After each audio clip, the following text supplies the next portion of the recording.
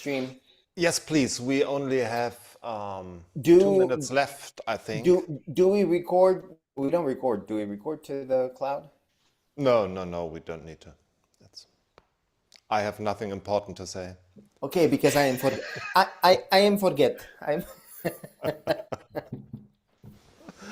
So please find your cushion. We will start in 1 or 2 minutes. Thomas. Hi. Good morning. I'll mute myself. I'll see you all later. Bye. Yep, bye.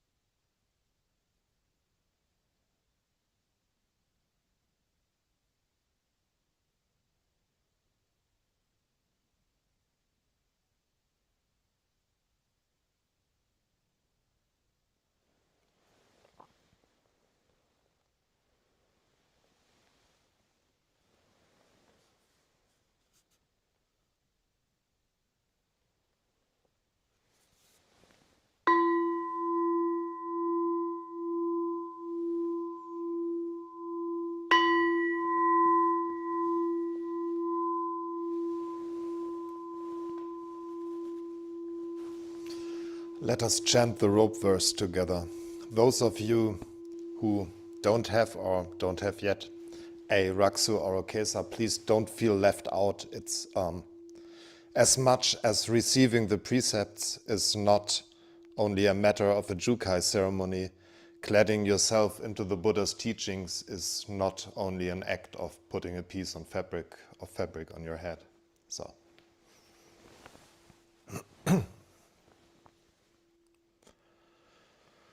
Dai sai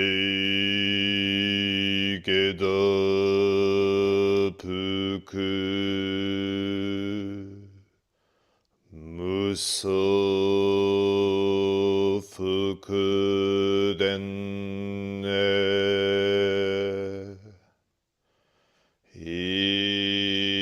ibun yorai kyo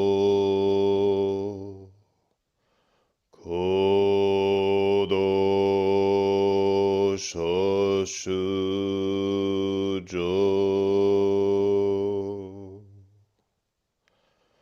rope of liberation boundless,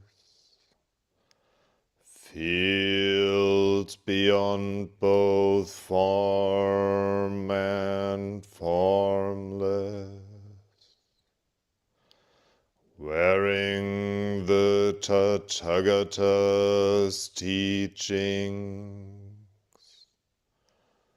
vowing to save all sentient beings.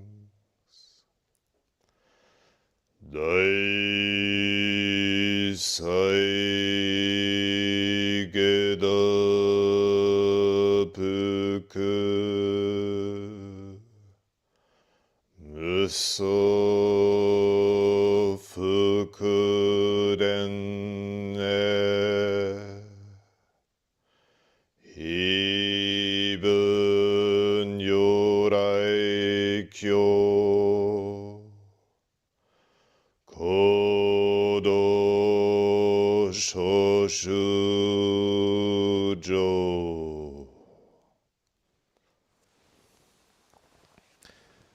If you are done with putting it on, please raise for a short round of Kinhin.